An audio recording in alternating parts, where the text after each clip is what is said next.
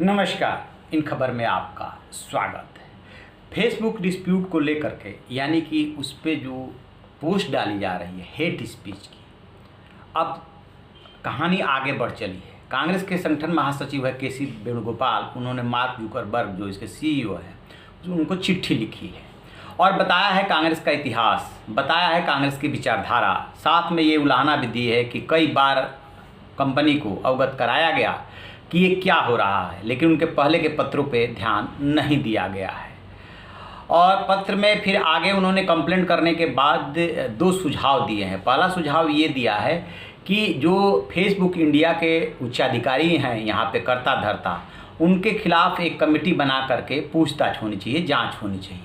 और 2014 के बाद कितने हेट स्पीच को फेसबुक पे डालने की अनुमति दी गई, इसकी भी जांच होनी चाहिए और देखा जाना चाहिए क्या यहाँ पे पक्षपात हो रहा है क्या।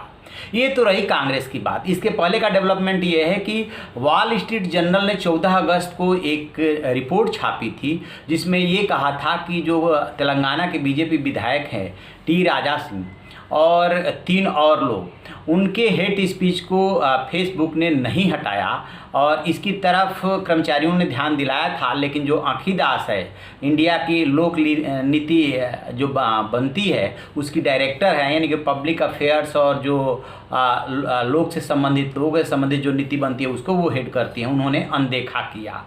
इसके बाद जो है रविशंकर प्रसाद सामने आए थे और उन्होंने जो है पलटवार किया था और एनालिटिका का, कैम्ब्रिज एनालिटिका का एग्जाम्पल दिया था कि चुनाव से पहले आपने किस तरीके की साजिश रची थी उस आंकड़ों से हेरफेर करने के लिए। पूरी दुनिया ने देखा था।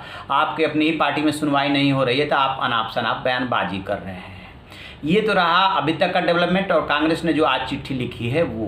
लेकिन सबसे बड़ा सवाल ये उठ रहा है कि आँखी दास आखिरकार कौन है, जो कि काफ़ी चर्चे में है। और आँखी दास ने जो है कल ही एक कंप्लेंट दर्ज कराई थी पुलिस में कि उनको जान से मारने की धमकी दी जा रही है, जिसमें कुछ लोगों को उन्होंने नेम्ड भी किया था जिन्होंने थ्रेट नुमा जो है पोस्ट डाला था या उनको और किसी माध्यम से थ्रेटनिंग की थी।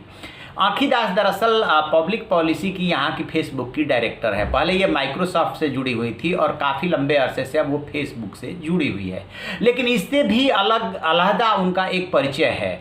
दरअसल NarendraModi.in करके एक वेबसाइट है और नमो एक ऐप है। वहाँ पे जो कॉलमनिस्ट हैं, कंट्रीब्यूटर हैं, वो 33 लोग की एक लिस्ट डली हुई है। उसमें 32वें नंबर पे आँखी दास का भी नाम है। और नरेंद्र मोदी की नई शासन नीति कला करके इन्होंने एक आर्टिकल भी उसमें लिखा है। बस एक ही आर्टिकल देखने पे मिल रहा है। प्रधानमंत्री मोदी के साथ भी इनका फोटो देखेंगे। तो कहने का मतलब ये है कि आँखी दास सत्ता के नज़दीक है। मान लीजिए कि आप कह सकते हैं कि रविशंकर प्रसाद संबंधित मंत्री हैं तो उनका मिलना जुलना रहता है, प्रधानमंत्री की भी वो नज़दीकी मानी जाती हैं। अब इसमें कितनी सच्चाई है, कितना नज़दीक है, ये तो खैर देखना पड़ेगा। बट एक सवाल तो उभर ही रहा है कि आखिरकार फेसबुक जो अन्य लोगों के लिए, अन्य पार्टियों के लिए, अन्य व्यक्तियों के लिए फार्मूला अपनाता है कि हेट स्पीच की हम इजाज़त नहीं देंगे, हिंदू मुस्लिम करने की इजाज़त नहीं देंगे, या किसी धर्म के साथ भेदभाव और आपसी बहस की इजाज़त नहीं देंगे, डेरोगेटरी जो हो उसको इजाज़त नहीं देंगे, तो ये समान रूप से सब पे लागू होना चाहिए। ऐसा कैसे हो सकता है कि एक पार्टी विशेष के लोगों या एक विचारधारा विशेष के लोगों की को इजाज़त दी जाए और दूसरे लोगों को इसकी इजाज़त न दी जाए? जब तक ये एक समान नीति नहीं बनेगी तब तक इससे बढ़ावा मिलेगा। दरअसल देखिए क्या है कि फेसबुक और व्हाट्सएप दोनों एक ही कंपनी के पास आ गया। चुनाव में ये किसी से नहीं छुपाया है कि किस तरीके से ग्रुप बना करके और चुनाव प्रचार किया जाता है और मैसेजबाजी की जाती है ताकि अपने मैसेज को लोग अधिक से अधिक लोगों तक पहुंचाया जा सके। ये बात जग जाहिर हो चुकी है। ये अमेरिका के चुनाव तक में जग जाहिर हो चुकी है, भारत में तो हो ही रही है। तो उसमें निष्पक्ष पॉलिसी और निष्पक्ष नीति की ज़रूरत पड़ती है।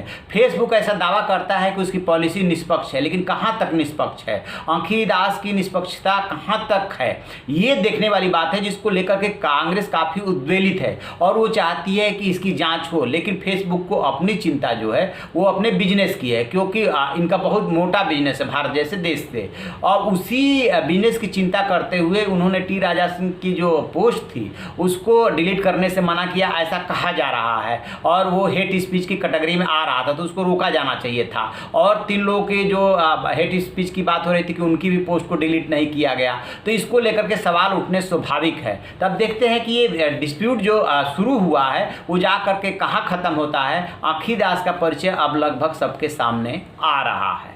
तो आप ऐसी खबरों के लिए देखते रहिए हमारा डिजिटल चैनल इन खबर। Thank you. इन खबर चैनल को सब्सक्राइब करें और बेल आइकन दबाना ना